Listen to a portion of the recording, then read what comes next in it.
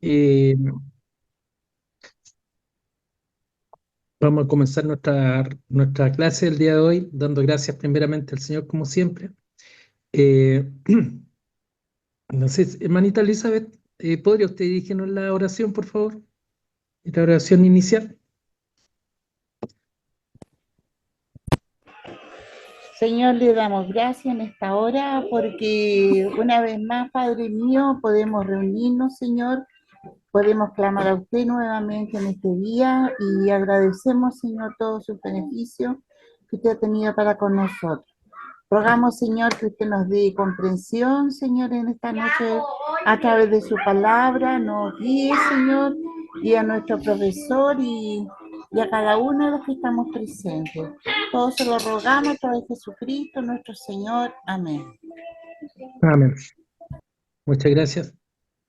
Hola, hermano Gavisito, ¿cómo estás? Dios te bendiga. Mi hermano Eleazar, Dios lo bendiga. Hermano René, Hola pastor, ¿cómo está? Buenas noches a todos hermanos. hola, hermano Gregory, que ahí lo veo conectado. Bueno, no sé si tiene alguna duda con respecto a la clase anterior. Eh, y quería yo reforzar, digamos, respecto a la clase anterior, el hecho que el Salmo número uno es la muestra, varias cositas, pero una importante. Está escrito el por qué el bienaventurado el varón, o maldito el varón, también el bienaventurado el varón que anda en los caminos del Señor, y la maldición que recae sobre los malos que no cumplen con la voluntad del Señor. El versículo 6 del capítulo uno es la muestra de la soberanía de Dios. Viene a ser como, no es un análisis del hombre con respecto al hombre, no es una relación vertical, sino que, como decíamos, sino que es una relación, o sea, horizontal, perdón, sino que es una relación vertical de Dios hacia el hombre, hacia la humanidad. Y, y nos está hablando que todo ocurre bajo la soberanía de Dios, porque Jehová conoce el camino de los justos, Jehová conoce la humanidad, conoce el pensamiento del hombre y conoce tanto la senda de los buenos como la senda de aquellos que van a perecer. Ese es el Salmo 1, versículo 6, que también les comentaba que en la Biblia hebrea son una sola unidad, el Salmo uno como el Salmo 2. Ya, eso no están los apuntes, pero son elementos que son importantes que ustedes los consideren al momento de la lectura y del aprendizaje. ¿Ya? Pero para nuestros efectos bíblicos, nuestra Biblia distingue entre el Salmo uno y el Salmo 2, que son una sola unidad, y que también veíamos que eh, son salmos o que establecen principios de interpretación, no solamente respecto de cada uno de ellos, sino que de todo el libro de Salmos. Nosotros vamos a ir descubriendo y uno va descubriendo en la lectura de la palabra que se va confirmando y desarrollando todas y cada una de las ideas o pensamientos que el Señor coloca en ambos salmos. Así que estos aspectos son importantes para poder eh, considerar, digamos, la lectura de los salmos. Y la semana pasada vimos el Salmo uno, hoy día vamos a ver el Salmo 2. El Salmo 2 es considerado un salmo mesiánico, ¿ya? Y básicamente nos coloca en el planteamiento de cómo es el reinado de Cristo. Nosotros vamos leyendo el desarrollo de este Salmo 2 y vamos viendo una pregunta que es formulada para preguntarse por qué se amotinan las gentes y los pueblos piensan cosas vanas. Lo vano es lo superfluo, lo que no, lo, lo alejado del Señor. Hermano Pastor, David, levantaste la manito, perdón. ah, Y después, Sí, hermano Elías, perdón. ¿Sí? pastor, sí, solamente más que nada una duda respecto a lo que comentó anterior. Una conclusión sería que en el hebreo El libro de Salmos tiene menos salmos que el libro de nosotros entonces. Sí, ¿Y claro. y esta unión de dos salmos solamente ocurre entre el Salmo 1 y Salmo 2 o pasa también en otros salmos? Mira, pasan otros salmos, pero no lo recuerdo en este momento. Te ofrezco la excusa, pero Ya, son una sola unidad en la Biblia hebrea. Yo le ofrezco la excusa, voy a confirmar eso para no equivocarme, ¿ya? Pero en lo que estamos viendo en este momento son solamente una unidad en la Biblia hebrea. ¿Mm? ya, muchas Gracias, gracias, pastor. Davidito. Gracias, Davidito.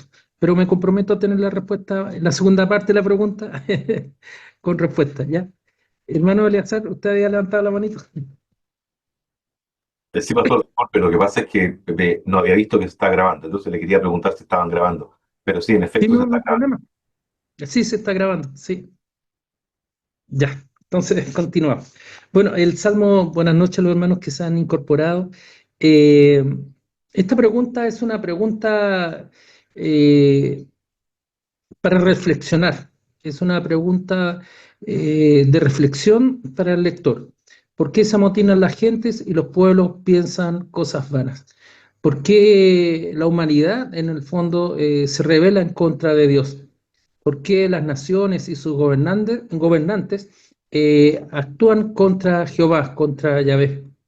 Y también nos habla del poder de Dios en esta rebelión de la humanidad, mostrándonos el poder, el carácter todopoderoso de nuestro Señor, que confía en nuestro Rey, en Jesús, que es el Rey sobre Sión y sobre toda la humanidad.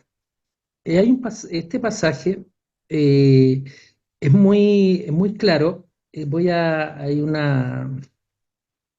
una Hay un versículo, el Salmo 2, versículo 9, dice: los quebrantarás con vara de hierro y como vasija alfarero lo desmenuzarás.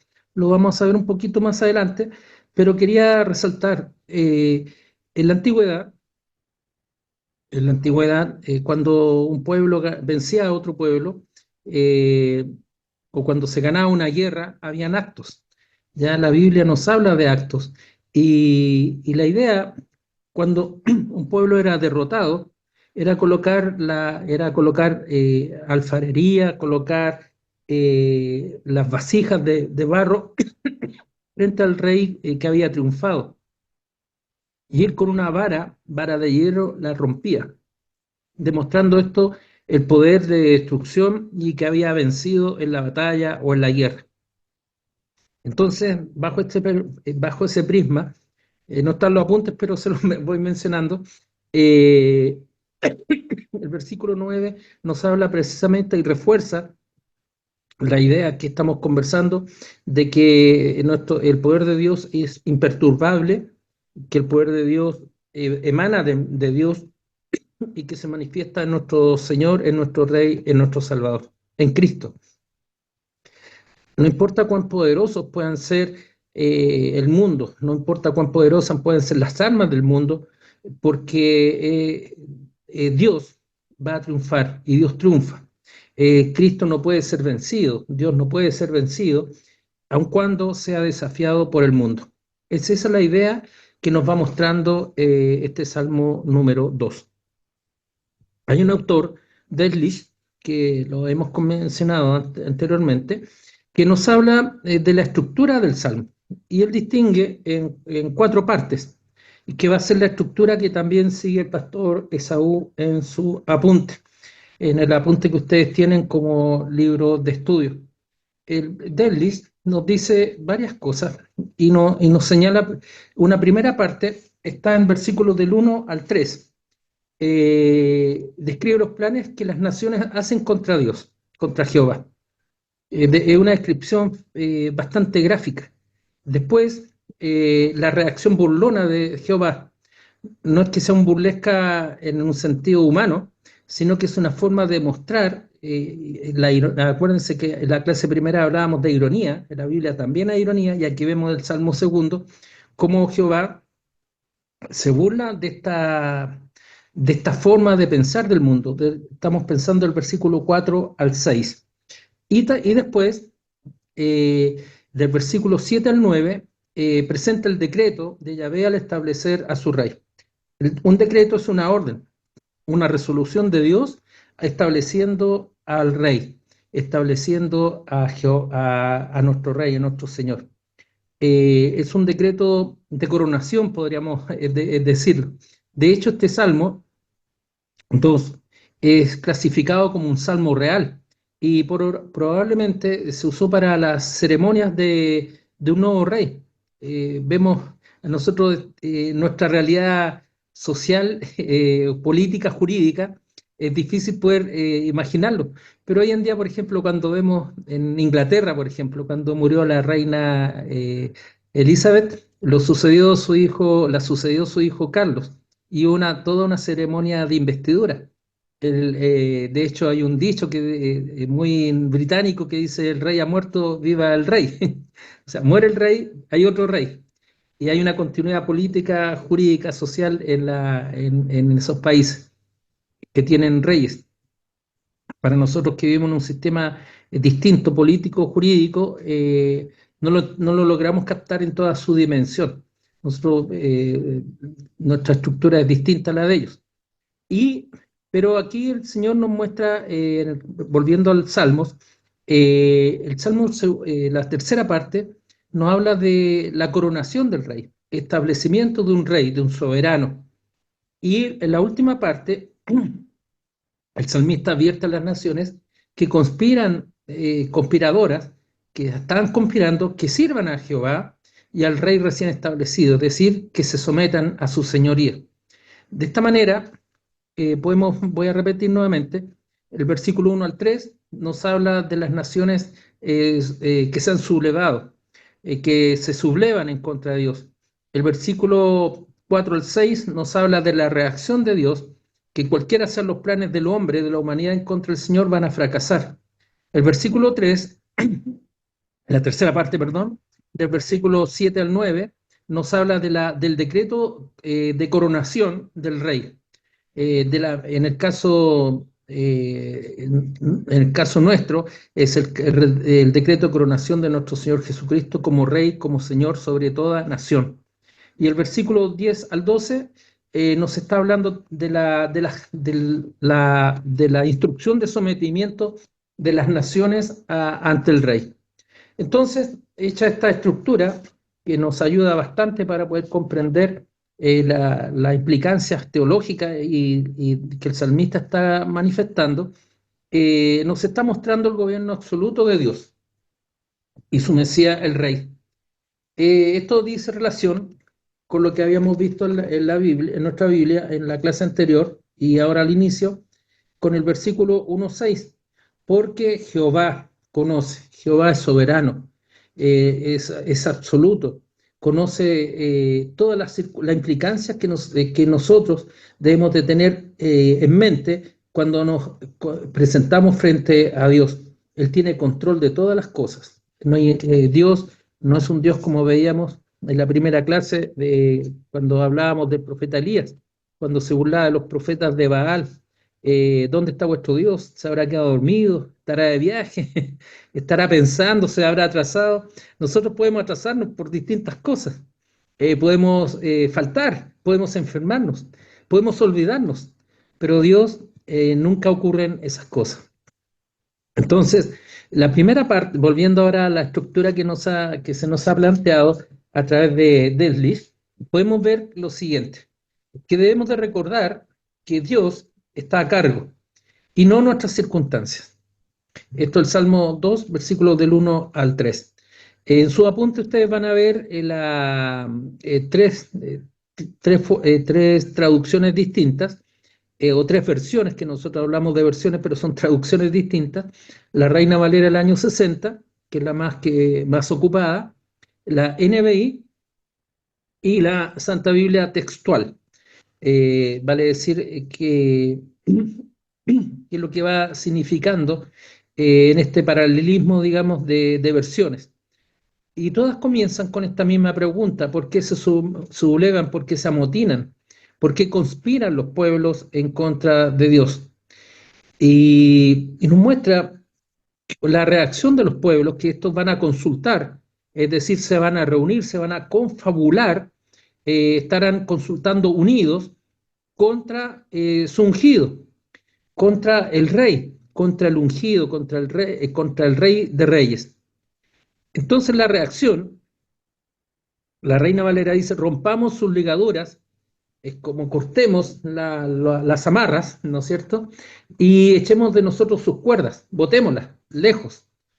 La NBI nos dice, hagamos pedazos sus cadenas y que los librémonos de su yugo. Cadenas, una cosa son las cuerdas de la traducción del Reina Valera 60, la NBI dice, hagamos pedazos, dice, las cadenas. Y la textual dice, rompamos sus ligaduras y echemos de nosotros sus cuerdas. Entonces, en este versículo 2 y 3 hay un paralelismo constructivo de aquellos que las ideas se van añadiendo o van construyendo sobre el argumento anterior. ¿Cuál es la idea constructiva? Dice, los pueblos piensan, ¿por qué se amotinan la gente y los pueblos piensan cosas vanas? Se levantarán los reyes. Luego dice, consultarán unidos. Los príncipes van a consultar unidos. ¿En contra de quién? En contra de Jehová y en contra de su ungido. ¿Y cuál va a ser la forma de conspirar? ¿Qué es lo que ellos están aconsejando entre ellos? ¿Qué es lo que ellos están pensando? Es rompamos sus ligaduras y echemos de nosotros sus cuerdas. La Reina Valera traduce cosas vanas, que los pueblos piensan cosas vanas. La NBI dice en vano conspiran, y la Biblia textual nos traduce traman cosas vanas. Entonces, conspirar, aquí el concepto básico es que es conspirar, que es planear secretamente algo malvado, una reunión, prepararse para sublevarse, pero lo hacen secretamente. Entonces, esta pregunta reflexiva es al mismo tiempo una pregunta con ironía, pues hemos dicho en el versículo 1:6 que Dios conoce todas las cosas. Entonces pareciera que el hombre piensa que Dios no se va a enterar de sus maquinaciones, no se va a enterar de lo que el hombre está pensando en rebelarse en contra del Señor. Hay una traducción también que está expuesta acá en los apuntes que habla de la Biblia plenitud. Alude a una rebelión que no tiene oportunidad alguna de triunfar. Se confabulan, consultar, se sientan juntos. Son varias ideas que una u otra de las traducciones que nosotros tenemos al español nos va mostrando este concepto de asentar, cimentar, constituir, dar, tener ideas, fundar, mandar, etcétera. Todo un plan, la idea que nos deja la Biblia, en cualquiera de las traducciones que nosotros estamos viendo, es que hay un plan. Y la traducción correcta es consultar, pero no nos transmite en toda su dimensión este sentido de confabular. Pero la idea es sentarse y planificar contra alguien. Y este alguien está señalado en el capítulo 2, versículo 2, parte final. ¿En contra de quién? En contra de dos personas. En contra de Jehová y su ungido. Este es un problema de señorío. Entonces aquí nos está planteando el salmista una disputa entre el gobierno de Dios y el gobierno de este mundo. ¿Se dan cuenta cómo va estructurándose el planteamiento reflexivo del Salmo? Matthew Henry afirma que, voy a leerlo porque son palabras de él, no son mías, la tremenda oposición que se hace al Mesías y a su reino. Habría de esperarse que una bendición tan grande para este mundo fuese universalmente bienvenida y acogida. Sin embargo, no hubo jamás una doctrina o una escuela de filósofos ni gobierno alguno de este mundo que haya sufrido una oposición tan violenta como la doctrina y el gobierno de Cristo. Las naciones y los pueblos, las cortes y los países van a veces por caminos opuestos, pero aquí los vemos a todos unidos contra Cristo. Es interesante esa reflexión que nos hace Matthew Henry en su comentario bíblico, porque nos muestra y claramente que nunca ha habido más oposición que de parte del mundo al gobierno de Dios. Eh, Hoy en día podemos ver en Internet, hay muchas páginas, TikTok y todas esas plataformas que hablan en contra del Señor, hablan de los errores bíblicos, hablan de las mentiras de la Biblia. Y si uno la analiza, forma parte de todo un presupuesto ideológico en contra del Señor. Lo podemos ver en los gobiernos, en los estados. Eh, Se rebelan los pueblos, estableciendo legislaciones que van en contra de la voluntad de Dios. De esta manera, va mostrando lo que la Biblia nos va hablando de esta rebelión, de esta amotinarse, de este pensar cosas vanas. No debemos de no perder nunca de vista que, que nosotros recibimos una bendición. Recordemos, el Apocalipsis 1:3 nos dice que somos bienaventurados por leer, bienaventurados por escuchar la palabra, la profecía, y somos bienaventurados por guardarla. Entonces, si algo tan bueno viene de Dios hacia su pueblo, pero el mundo rechaza esta bendición. La ideología, y nuestro pastor Esaú nos dice que la ideología de género es un ejemplo de esta lucha intestina, donde se trata de adoctrinar a los niños, a nuestros pequeños. En las escuelas se está enseñando una nueva moralidad o amoralidad para alejar los principios bíblicos de la familia. Y se muestra la enseñanza cristiana como algo desusado, algo contrario al pensamiento verdadero, algo que no tiene fundamento. Entonces son ejemplos que lo que uno está viendo a menudo en nuestra realidad. Pero aquí la premisa esencial es mostrarnos la realidad del mundo, pero mostrarnos que Cristo, el reinado de Cristo, es superior en todo momento. No importa cuánto se trate de destruir, de desacreditar, de derribar, de menoscabar, de insultar al gobierno de Cristo, porque su gobierno y su reino es superior e indestructible. Entonces, volvemos a la pregunta, ¿por qué se amotinan las gentes y los pueblos piensan cosas vanas? No solamente es una pregunta retórica, sino que es una pregunta reflexiva. Entonces, de esta manera, nosotros vamos pensando y reflexionando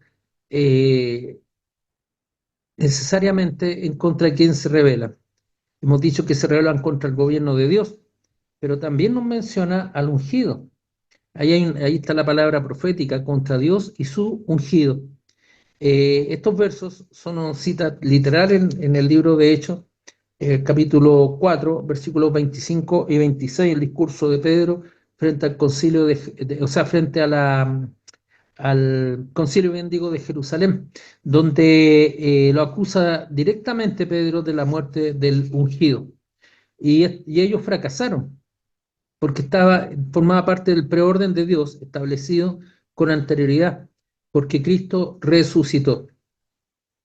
Para los escritores del Nuevo Testamento, para la iglesia, no hay ninguna duda que Jesucristo es el ungido mencionado aquí en el Salmo número 2. Es la simiente de la mujer que con su muerte en la cruz aplastó la cabeza de la serpiente, dando cumplimiento no solo a la promesa de Génesis 3:15, sino al plan de redención, por el cual Cristo murió por nuestros pecados. Entonces, en este contexto, podemos ver que el ídolo del corazón de las naciones y los reyes habla de una arrogancia, de una superioridad, de un control que va alejado de Dios. Es el control que la serpiente le ofreció a Eva en el Edén. Es el control que Jacob intenta engañar a su padre para recibir la bendición de lo que no le correspondía. Es el control de lo que pasa a Moisés al golpear la piedra de pedernal, control que Satanás ha ido vendiendo al mundo desde el principio. En la Biblia nos muestra a grandes hombres que han caído en razón del pecado. La Biblia nos habla de grandes hombres que han doblado sus rodillas y necesariamente nos muestra a Cristo, que la potestad de Cristo, que es sobre el cielo y la tierra, como triunfante. Por eso nosotros debemos de aprender a pensar que Cristo triunfó triunfó a la muerte, triunfó en la cruz, resucitó, y nosotros debemos de descansar en su triunfo. Eh, de esta manera podemos reflexionar en la primera parte de este salmo. En la segunda parte del salmo, del versículo 4 al 6, nos habla que nosotros debemos en la burla de Dios, Dios se burlará. El Señor se va a burlar, se reirá de ellos. Entonces, suena un tanto extraño que Dios se esté burlando, pero vamos a ver eh, en qué manera, en este cuadro comparativo que nos hace de la Reina Valera del año 60, la NBI y la Biblia textual, nos habla de la siguiente manera. En la Biblia del año 60 dice: el que mora en los cielos se reirá. ¿Quién es el que mora en los cielos? ¿Quién se va a reír? El Señor se burla de ellos. También nuevamente ahí hay un paralelismo progresivo. El que mora en los cielos se reirá, y añade la información de que el Señor se burlará de ellos. Y luego hablará a ellos en su furor. Dios está molesto, y va a hablar a ellos. Dios no se va a quedar callado, ni se va a guardar lo que el mundo está haciendo o las naciones están haciendo, sino que en su furor les va a hablar y los va a turbar con su ira. El turbar significa confundir, con su ira. Termina diciendo: pero yo he puesto mi rey sobre Sión, mi santo monte. Entonces, ¿qué es lo que significa esto? Dios, el Rey de los cielos, se ríe.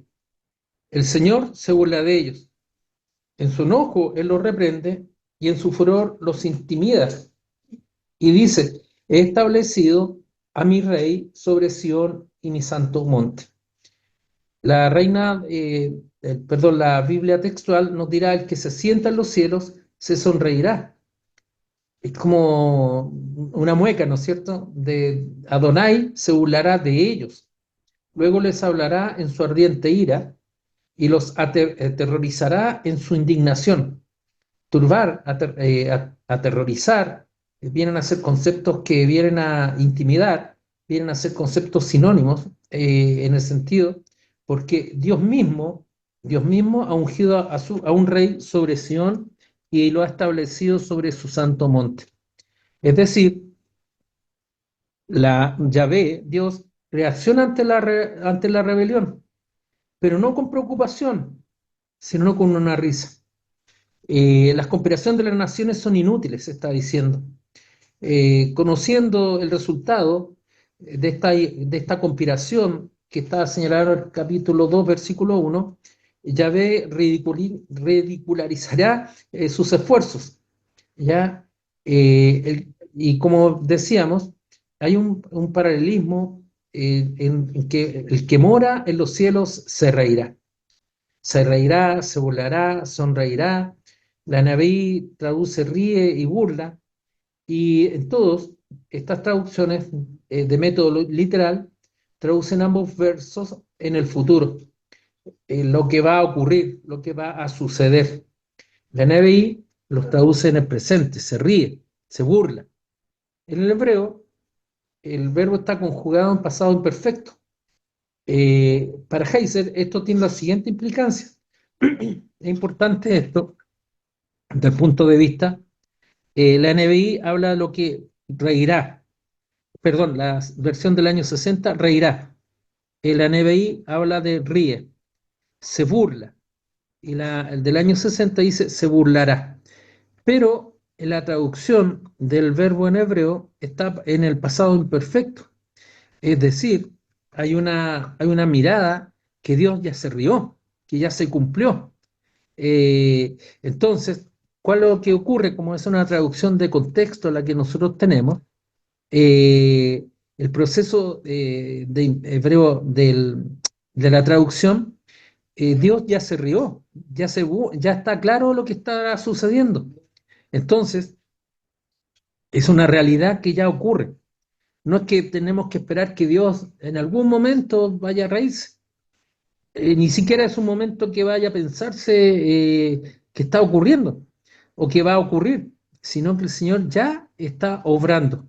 Entonces, la rebelión de las naciones y el gobierno absoluto de Dios tiene el control de la situación a pesar de esta conspiración.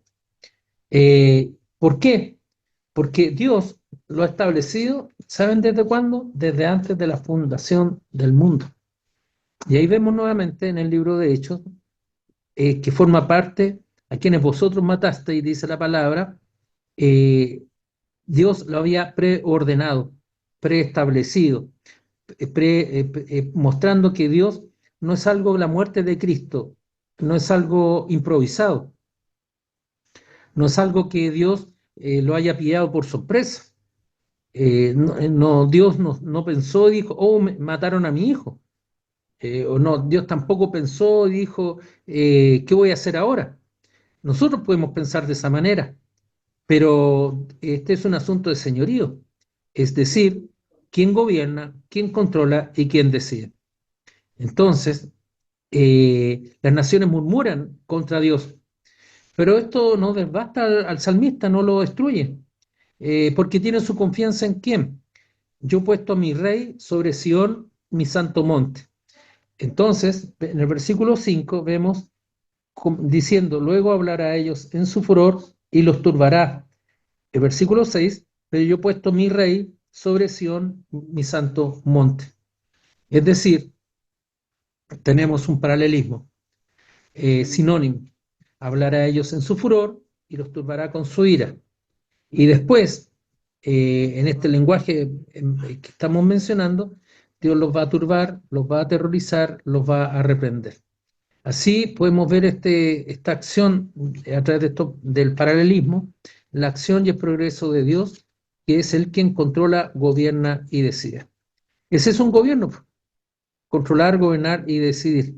No importa que los reyes y las naciones intenten derrocar al Señor, intenten derribarlo, intenten derrotarlo o menoscabarlo. El reino de Cristo no se tambalea ante las argumentaciones y mentiras que el enemigo esgrime en su contra, porque su reinado está fundamentado en el poder de su palabra, en el poder de la palabra. Entonces, el verso que redondea el argumento se construye sobre los dos anteriores, diciendo, pero yo he puesto a mi hijo, yo he puesto a mi rey, dice, mi rey, sobre Sión y Santo Monte. Es decir, nuevamente nos encontramos en una unidad en los paralelismos constructivos. El versículo 4, verso 4 y 5 presentan el argumento y que se suma o construye en el nuevo argumento del verso 6. Va construyendo, se dan cuenta, va levantando la argumentación para mostrarle que si la tierra se confabula, lo hace inútilmente, porque Dios ha puesto un rey sobre los reyes y un señor sobre los señores.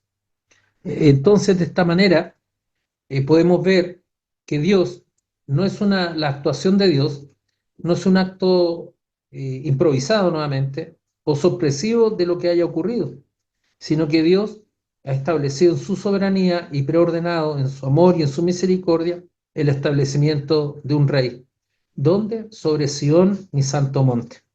Entonces, de esta manera, podemos pensar también que cuando Dios está hablando de Sión, es el monte más importante donde está levantada la ciudad de Jerusalén. Pero esta no es una mención geográfica, sino que es una fuerza teológica tremenda.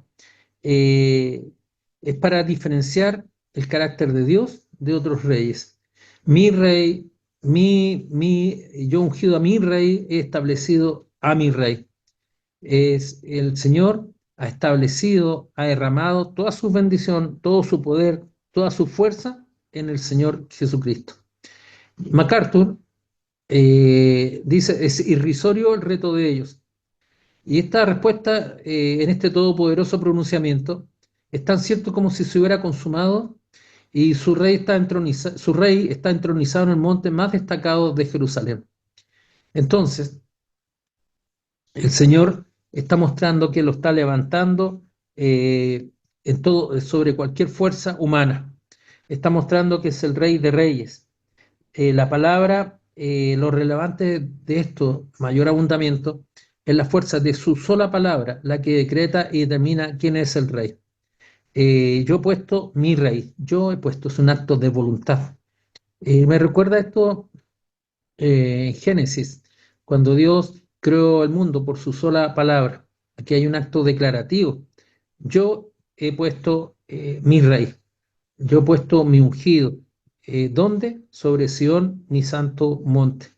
Entonces, aquí está mostrando todo el poder, toda la autoridad, eh, y no solamente un poder, y no referido cuánto poder político, militar tengan las naciones, porque no tienen el poder transformador de la palabra de Dios. Esa idea es fuerte, eh, el poder transformador de la palabra de Dios, que es inerrante e infalible. Es la palabra de Dios es la única que transforma los corazones. No somos nosotros, no es el hombre, no son las formas, sino que es la palabra de Dios la que va a hablar al corazón del hombre. Y de esta manera, esta palabra está dada por Dios y no dice relación con el poder del hombre, no dice relación con la fuerza del hombre, sino que ahora nos está hablando de la palabra y de la voluntad de Dios, que no tiene errores y que es infalible. Entonces, nuevamente, esto es un asunto de señorío.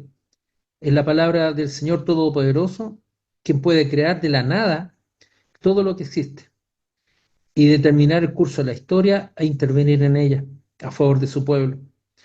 En una sociedad que camina, reflexiona el pastor Esaú, diciendo en una sociedad que camina desesperadamente tras las mentiras del mundo, nosotros vivimos con la certeza de que su palabra es absoluta, que es poderosa y siempre se cumple. Esa es la palabra justa, santa y buena, que siempre se cumple. Es la palabra que nos da seguridad, es la palabra que nos da certeza de vida. Y allí y en ello descansa el señorío de Dios, el gobierno de Dios, y no en nuestras circunstancias. El hombre descansa en las circunstancias, el hombre es cambiante, el hombre propone, el hombre busca, pero se equivoca en razón de su pecado. La tercera parte que nosotros podemos dividir el capítulo 2 o el Salmo 2, dice de relación con el decreto de Dios estableciendo o promulgando al rey. Menciona al nuevo rey, menciona al quién será este ungido, esta palabra profética. El pastor Esaú enfoca este aspecto del punto de vista del pacto.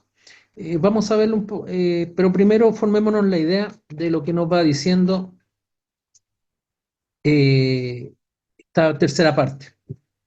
En el Salmo 2, versículos 7 al 9, nos recuerda, dice el pastor Esaú, que Dios ha pactado con nosotros. Dios ha pactado con nosotros. Primeramente veamos lo que nos dice la versión del año 60. Dice, yo publicaré el decreto, Jehová ha dicho, mi hijo eres tú.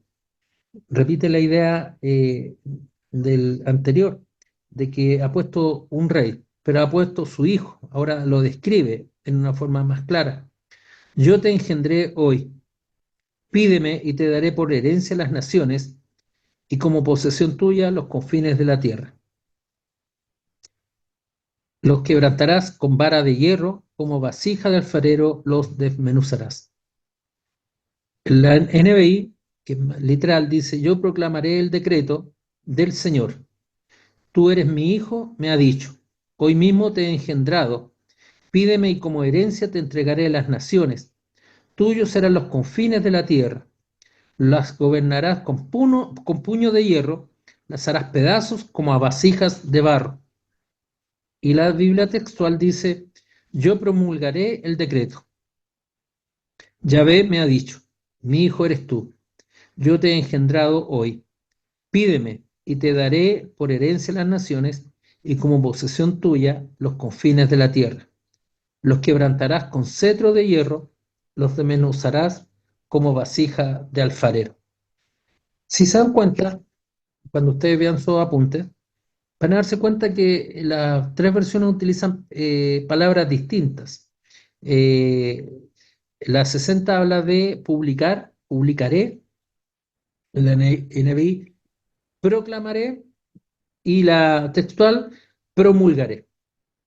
La palabra hebrea es zafar, que significa dejar un registro, inscribir, enumerar, recordar, anunciar.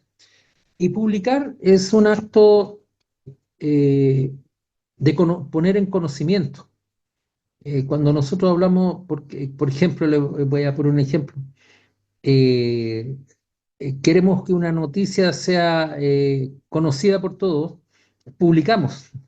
Antiguamente era más visual, digamos, y físico. Hoy en día igual hay publicaciones que son, eh, son computacionales, llamemos, son publicaciones que nos van mostrando y nos van dando a conocer un registro o una marca. Proclamar dice relación con señalar a viva voz el decreto del Señor. Y promulgar es un acto de autoridad con el cual uno sella el decreto que ha sido dictado. Las tres ideas, publicar, proclamar y promulgar, publicar, proclamar y promulgar, dicen relación exactamente lo mismo, a dar a conocer, a anunciar eh, qué es lo que va a ocurrir, qué es lo que está sucediendo. Y lo que aquí es interesante señalar, que él usa esta palabra para proclamar no solamente el decreto del rey, sino que da a más, lo entroniza, es decir, lo coloca en el trono a través de la iniciativa redentora de salvación, la que nos otorga un rey sobre todas las cosas. En Hechos 13, versículos 32 y 33, Pablo nos enseña, y nosotros también os anunciamos, anunciar, publicar, enseñar el evangelio de aquella promesa hecha a nuestros padres, la cual Dios ha cumplido a los hijos de ellos, a nosotros, resucitando a Jesús, como está escrito, también en el Salmo 2, mi hijo eres tú, yo te he engendrado hoy. Sin lugar a dudas, nos recuerda el pacto de David, en 2 Samuel 7:14, en el cual nuevamente nos dice, mi hijo eres tú, yo te he engendrado hoy. Así tenemos nuevamente un paralelismo constructivo. El rey proclama el decreto del Señor.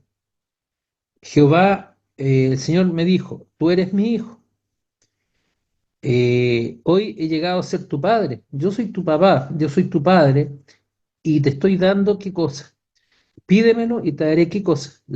Por herencia a las naciones. Y como posesión tuya, o sea, como dominio tuyo, los confines de la tierra. Toda la tierra es el reino del Señor, está diciendo.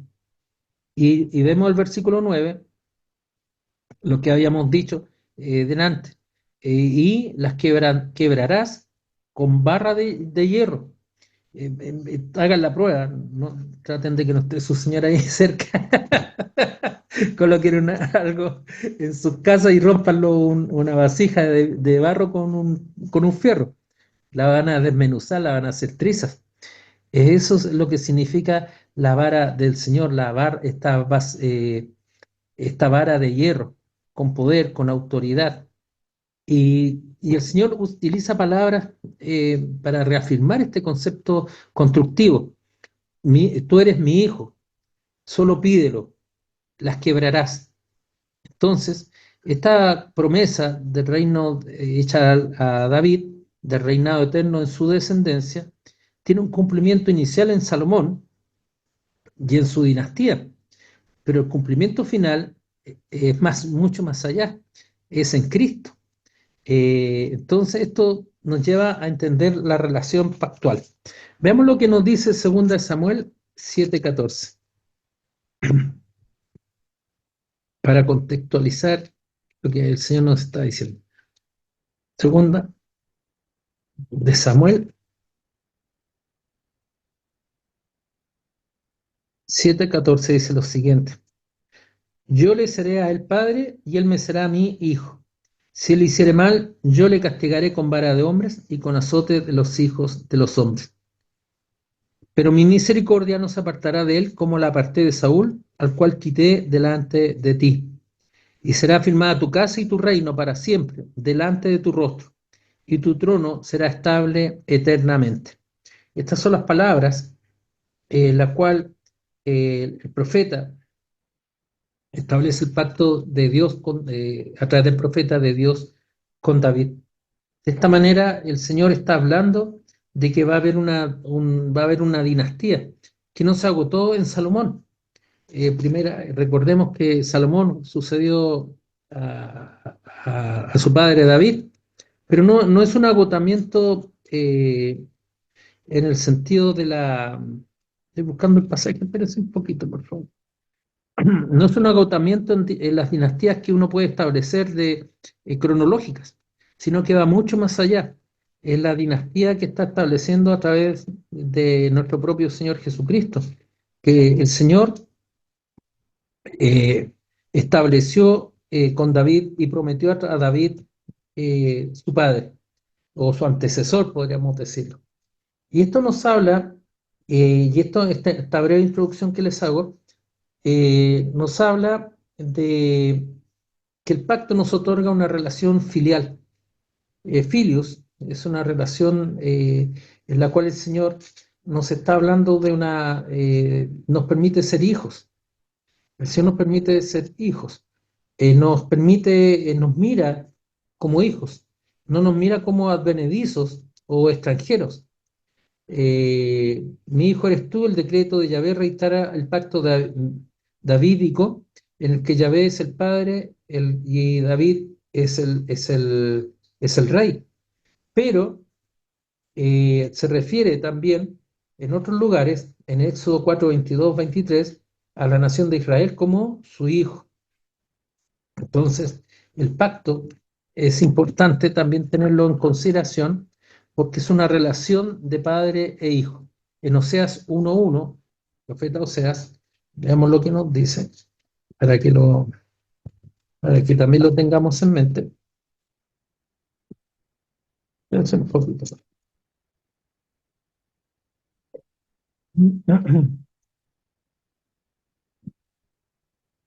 Oseas 1:1 nos dice: palabra de Jehová que vino a Oseas, hijo de Berí, en días de Usías, Jotán, Acaz y Ezequías, reyes de Judá, y en los días de Jeroboam, hijo de Joás, hijo de Joás, rey de Israel. Hay una relación en Oseas 11:1, será 1:1, ahora vamos a 11:1, que es la misma palabra, la misma raíz, cuando dice: cuando Israel era muchacho, yo lo amé y de Egipto llamé a mi hijo.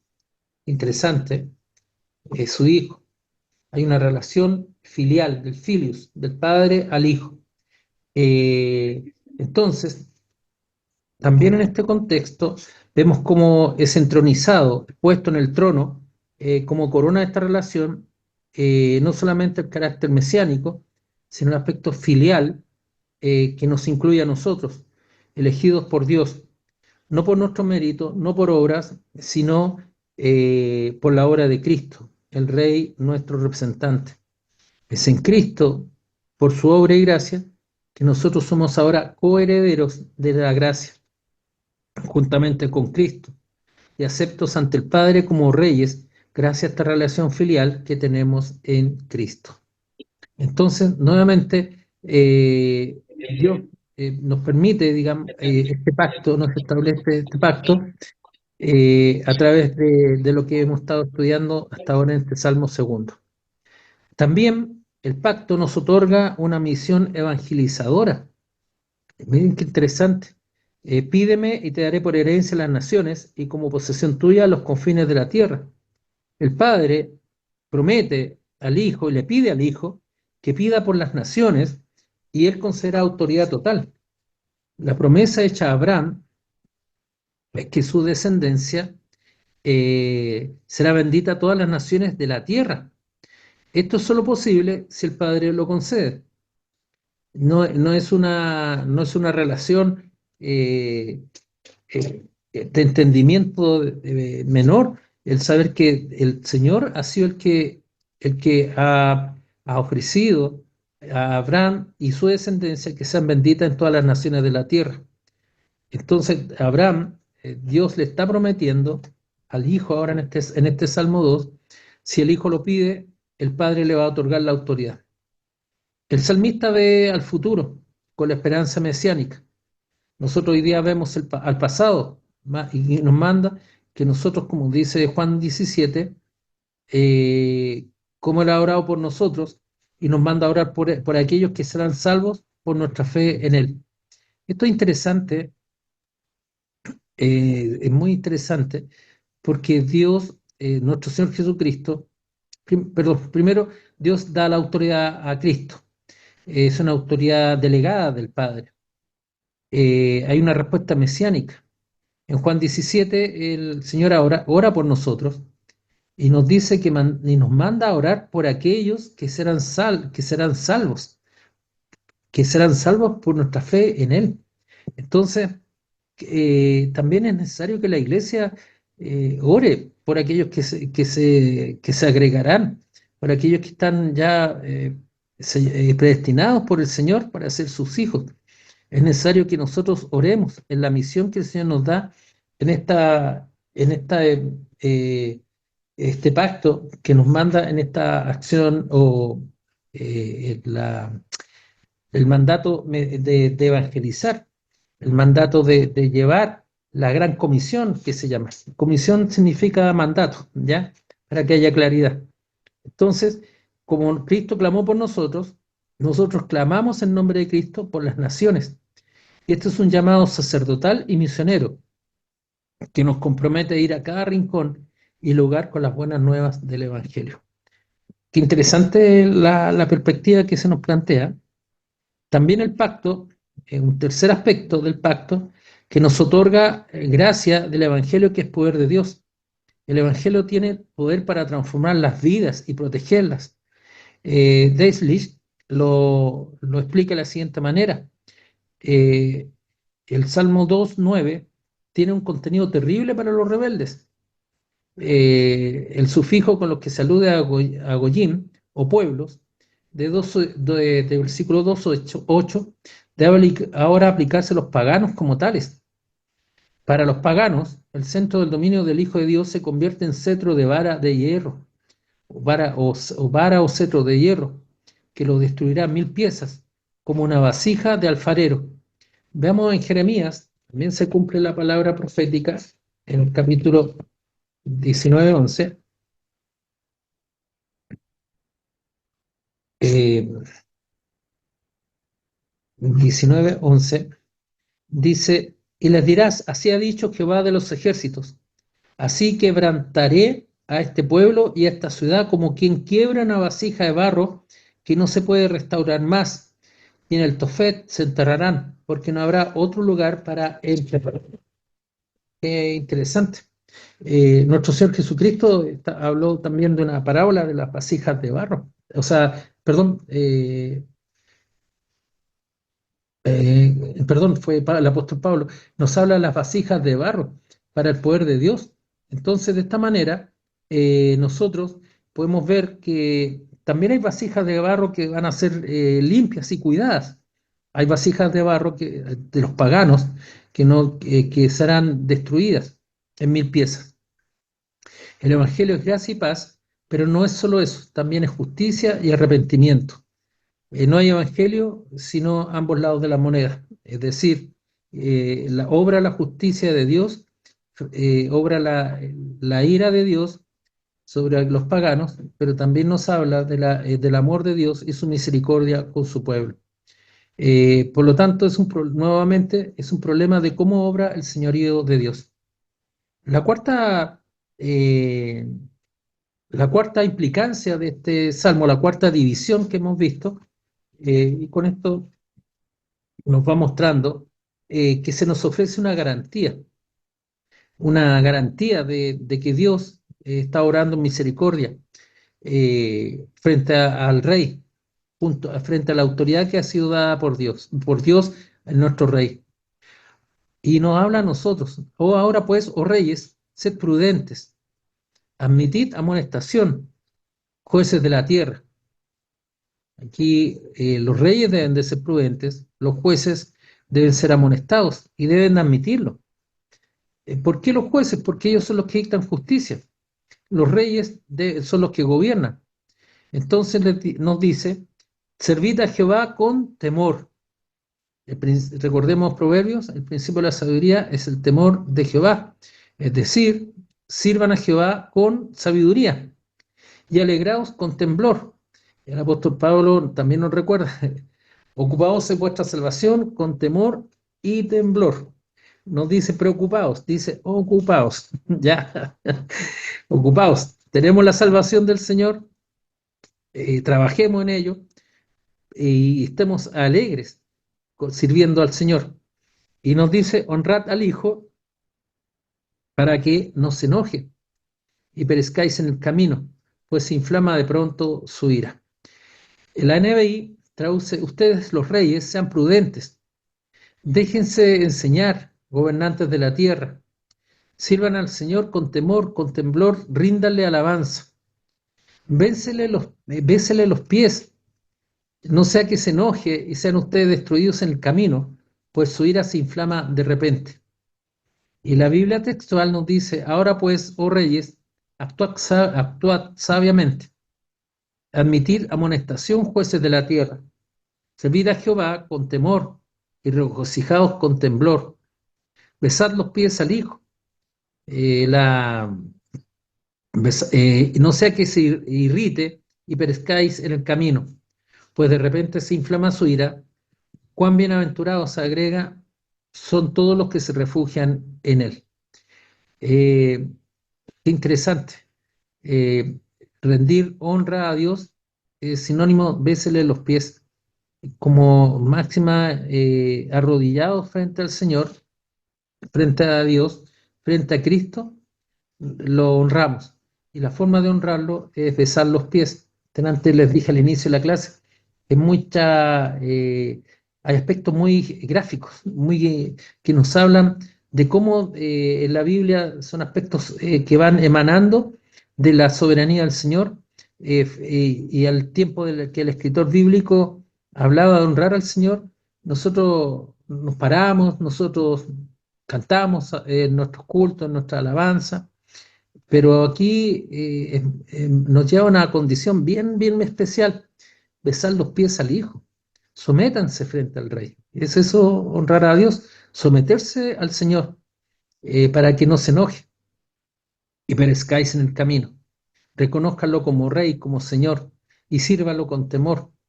Entonces aquí hay un llamado a la prudencia y a servirle y a honrar al Hijo, especialmente aquellos adversarios que han conspirado contra él.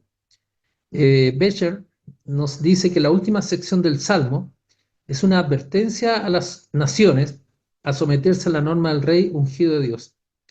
A la luz del decreto de Yahvé, deberían de actuar sabiamente y estar dispuestos a someterse a la norma de Yahvé a través de su rey. Para aquellos que se niegan hay una consecuencia mortal.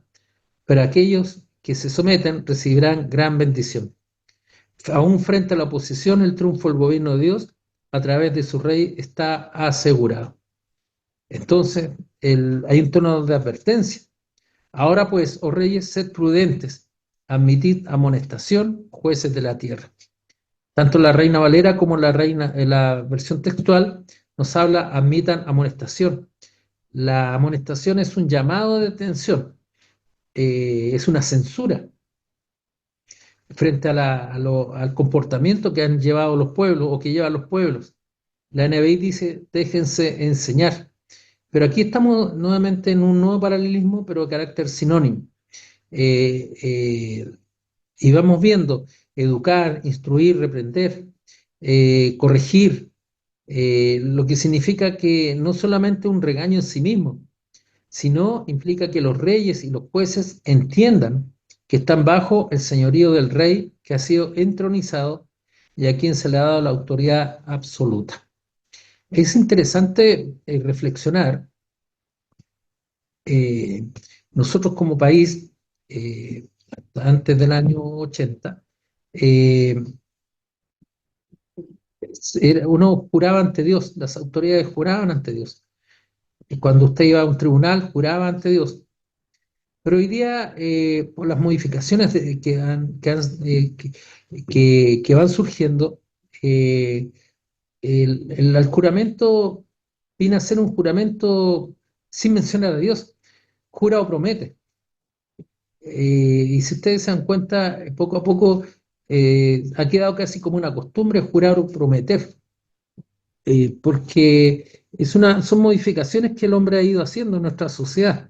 Eh, ya no se jura ante Dios, sino se jura ante la Constitución. Entonces, el paradigma o el objeto de reverencia ya no es Dios, sino que es lo que el hombre ha hecho. Yo no estoy hablando si la Constitución es buena o mala, simplemente señalo un hecho para poner atención. Jura o promete, cumplir con los deberes, etcétera. Pero antiguamente jura por Dios. Entonces había un reconocimiento al señorío de Dios. Eh, bueno, eso es lo que pasa con nuestras naciones, con nuestros pueblos. De poco a poco el Señor también nos va mostrando lo que está ocurriendo y lo que va a suceder, pero también nos muestra que debemos de atenernos a las consecuencias. El consejo del salmista es para bien de los rebeldes. Si no sirven a Jehová y su ungido, serán destruidos por la ira divina. ¿Cuál es este bien que estamos señalando?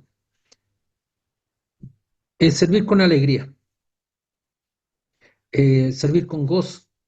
En las tres traducciones que hemos mencionado traducen temor en el sentido de un sentimiento profundo de respeto por alguien o por algo, a menudo de una deidad concebido como miedo. El miedo no es a Dios, sino que es el temor de Dios, es un concepto desarrollado largamente en la Escritura y que dice relación con el pacto. Dios ama a sus hijos, ama a su pueblo, con la relación que Dios mantiene con su pueblo escogido, es este amor reverente. Ahora bien, los no escogidos o los paganos deben de temer, pero ellos se ríen. Volvemos a la reflexión inicial. Ellos se ríen, pero Dios advierte con terror la ira del Dios vivo y verdadero. Por lo tanto, este es un pasaje llamado para que podamos servir a nuestro Dios con toda el alma, con todas nuestras fuerzas, con toda nuestra mente y con todo nuestro ser, de aquellos que le aman y le temen. Pero los que no les sirven y rechazan el Señor de Dios, ellos deben de tener miedo porque va a haber consecuencias en no hacerlo. Branham, al explicar sobre el honrar al Hijo, la palabra hijo aparece en arameo. Qué interesante esto. También hay palabra en arameo en el Antiguo Testamento, y no en hebreo.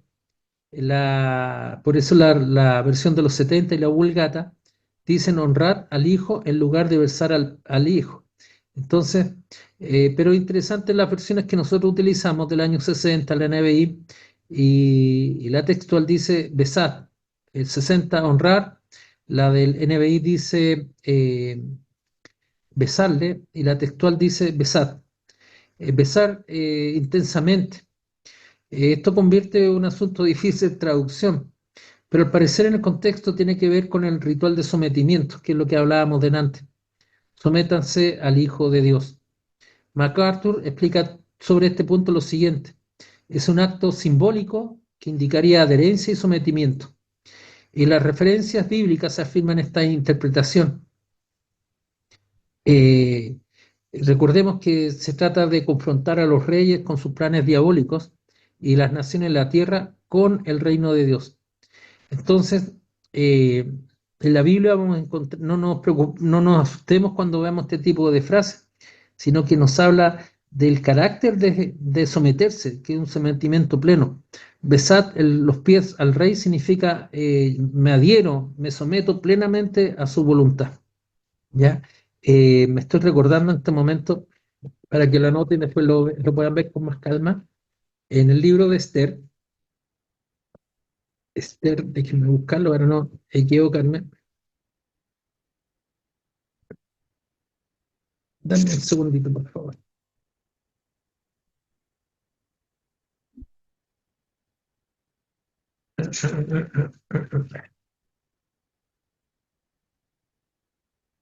Perdón, el libro de Ruth. En el libro de Ruth eh, vemos lo siguiente. En el capítulo 4:8, anótenlo, Ruth dice, para juramentar que vos habías tomado por mujer a la mujer del difunto, a la moabita, dice el 4:8, entonces el pariente dijo a vos, tómalo tú, y se quitó el zapato. Ahí tienen un ejemplo de costumbres.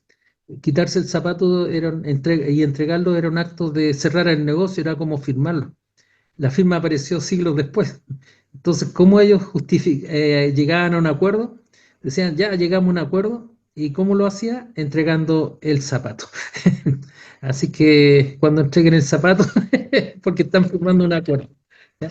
Años atrás, no sé si ustedes se acuerdan, en paréntesis, estaba el presidente Bush, estaba dando una conferencia en Siria, me parece, en el Oriente, estaba hablando y de repente una persona le lanzó una sandalia. ¿Se acuerda? Ahí la hermanita Elizabeth se acordó. Y le tiró la sandalia. Entonces todos dijimos, oh, mire, le tiró un zapato. De hecho, el presidente Bush le hizo el quite, ¿se acuerda? Y la hermanita Elizabeth, claro, fue el gesto técnico. Es una señal de repudio. Él no, es una forma de repudiar, sacándose el zapato, no entregarlo, sino tirándoselo, es una señal de repudio. Obviamente, si hubiera podido tener un arma, se lo hubiera disparado, pero es la señal más clara que tenía para mostrar su repudio manifestante en contra del presidente Bush. En 4.8, en Ruth, perdón, me adelante, dije Ruth, en 4.8 vemos otro ejemplo práctico de un acto simbólico. Se sacó el zapato y lo entregó para testificar que la mujer, la moabita, ahora era la esposa de Boz y ya no del pariente, y la pudo desposar. ¿Ya? Nosotros también usamos símbolos, por ejemplo, el matrimonio. ¿Qué símbolo usamos? El anillo. El anillo, ¿no es cierto? Son símbolos. No, el matrimonio va a seguir sin el anillo o no, no sé, obviamente. Pero pobre que el que lo pierda, así que le recomiendo usar los símbolos. Ya. Bueno, para ir terminando, dice, bienaventurados los que en él confían. Esta es una declaración. ¿Confianza en quién? En el Señor. Confianza en la oración, en la adoración, el tiempo cuando adorábamos al Señor, en el diario vivir, en el servicio, en las luchas y en las adversidades de la vida.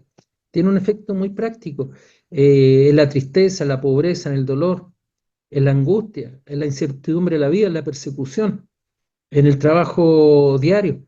Eh, el pastor nos dice, el cristiano no es un superhéroe, que no le duele nada, que no duda de nada, eh, que no teme, que no se angustia.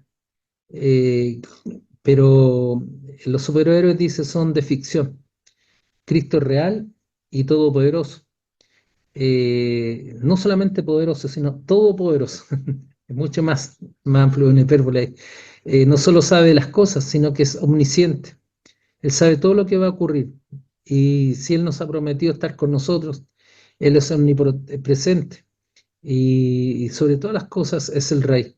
Él tiene el poder, tiene el control, tiene la autoridad para hacer todo lo que está prometido en su palabra.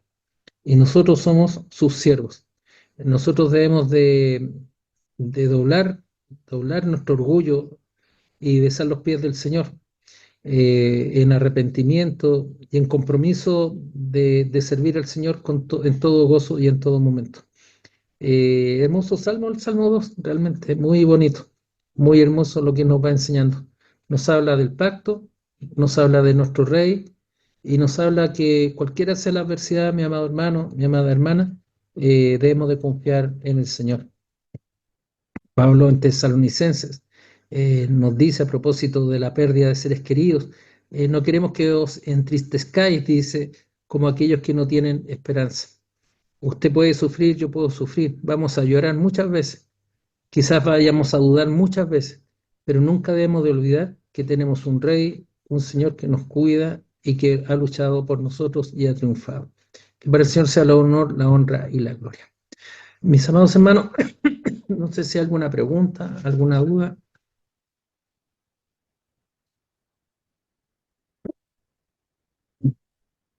Ya. Le voy a pedir a mi hermanito Gerson, por favor, si puedes dirigirnos la oración, por favor, hermano. Amén. Oremos al Señor. Amado Padre, Señor, te damos gracias por este tiempo en que tú nos permites nuevamente reunirnos a aprender, Señor, de tu palabra. Te damos gracias, Señor, por nuestro pastor Carlos, por lo que tú provocas en él, por cómo tú le provees, Señor, sabiduría, gracia para poder explicarnos, Señor, tu palabra a través de los salmos. Te rogamos que nos ayudes a nosotros, a cada uno, Señor, a ser buenos oidores y no solo oidores, sino poner en práctica tu palabra. Ayúdanos, Señor, a reflejar cada día tu carácter, Señor, en nuestras vidas.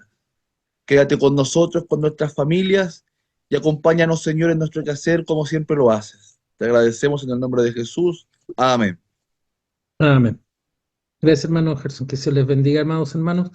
Cualquier duda, no duden en escribirme. Tengo ahí una tarea del hermano David. No quise correr con colores propios la respuesta, pero siempre es bueno consultarlo, ¿ya? Así que, amados hermanos, como les digo, me escriban cualquier cosita y compartimos. Que el Señor los bendiga.